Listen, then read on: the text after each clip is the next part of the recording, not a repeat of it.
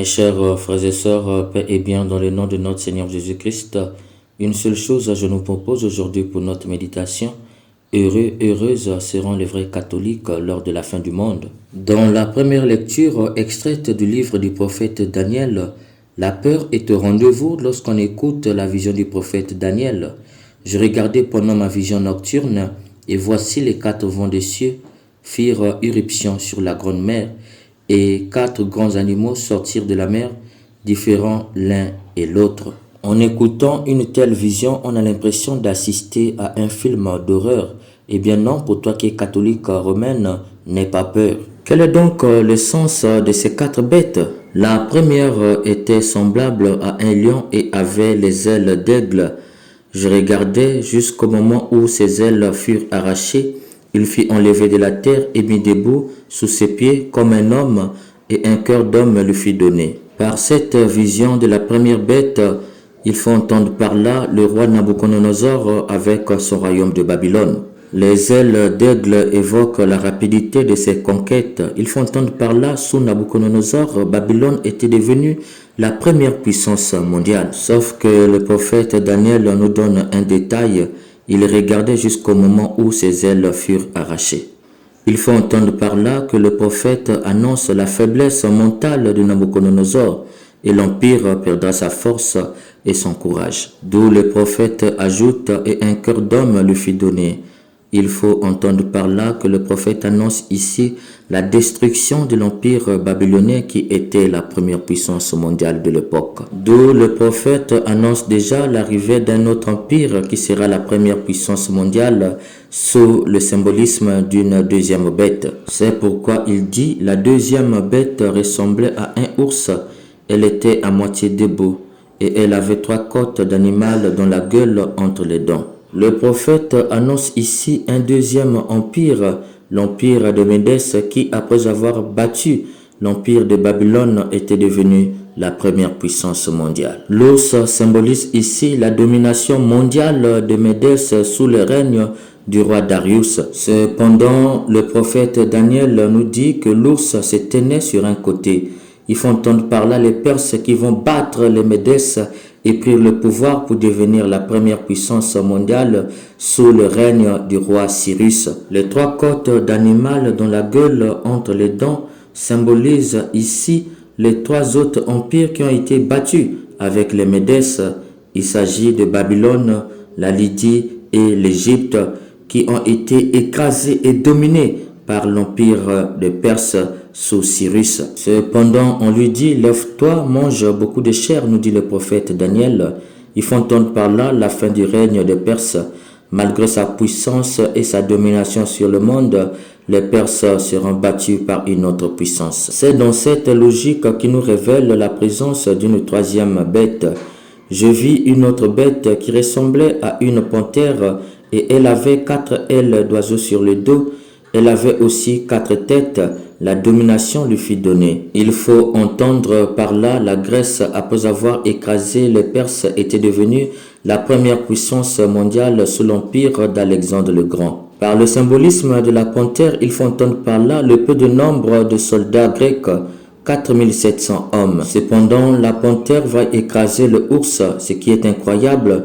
Il faut entendre par là 4700 hommes de l'armée grecque vont battre plus de 1 million de l'armée perse. D'où le symbolisme de la panthère qui est petite devant un ours.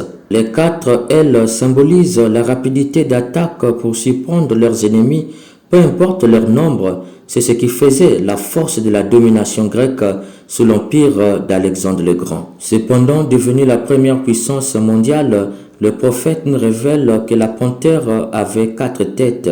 Il faut entendre par là la division.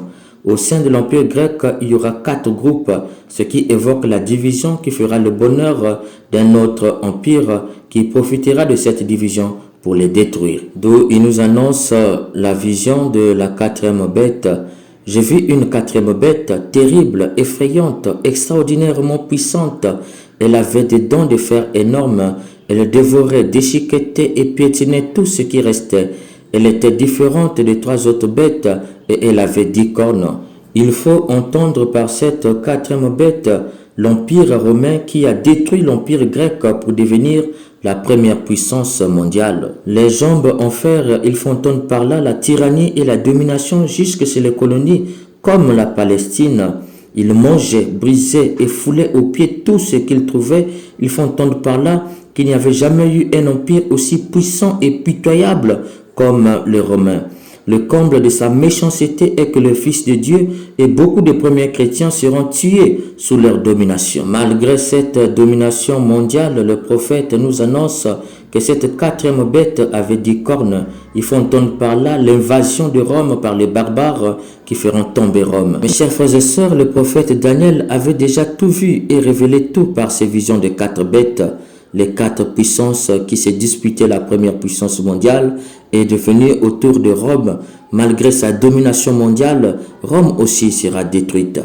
Par contre, le prophète ajoute, « Voici une petite corne sortie du milieu d'elle. » Le corne symbolise le pouvoir.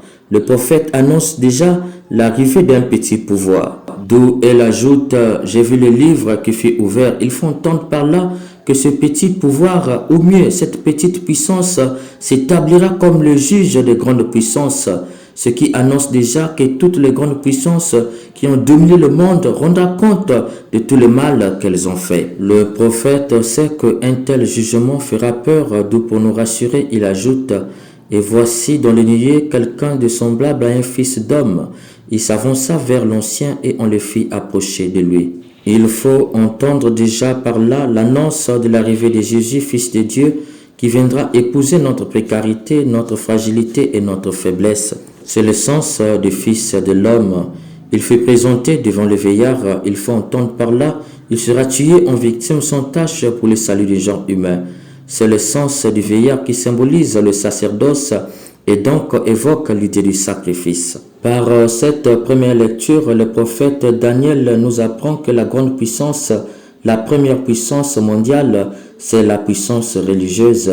Si elle est représentée par une petite corne, c'est parce qu'elle commence petite. Au cœur de cette bagarre de grande puissance qui vise la première puissance mondiale, il y a une petite puissance qui grandit tout doucement comme un arbre.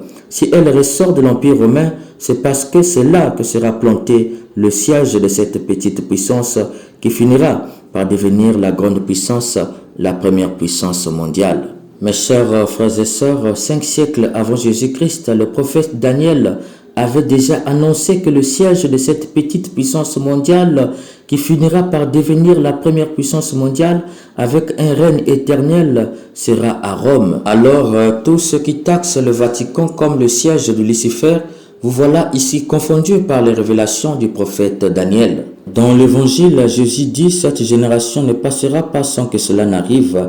Il ne s'agit pas ici d'une invocation de la fin du monde, mais de la cruauté des grandes puissances. Par cela, Jésus avertit les gens de sa génération qu'ils subiront eux aussi la cruauté des grandes puissances qui se disputeront la première place. À nous aussi, Jésus nous rassure, nous verrons de grandes cruautés parce que les nations vont toujours se disputer la première puissance et cela n'est pas sans cruauté.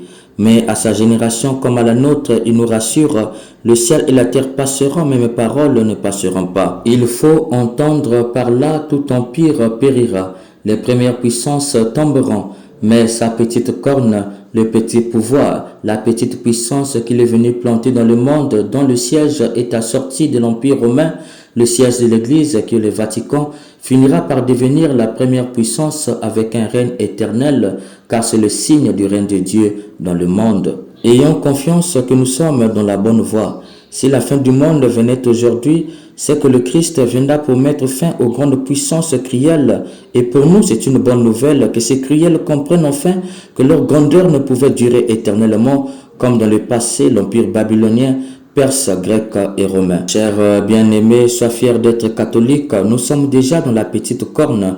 Ajustant juste notre comportement, nous serons de facto dans la première et vraie puissance mondiale, le règne de Dieu. Ne te laisse pas avoir par des grandes puissances qui combattent la petite corne en créant des églises ça et là pour créer la division.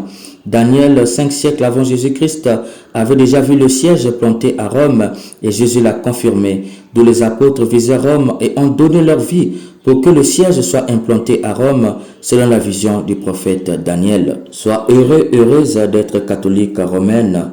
Que l'Esprit Saint augmente en nous l'amour pour notre Église, une sainte catholique et apostolique, pour que nous soyons fiers d'affirmer notre foi reçue des apôtres. Amen.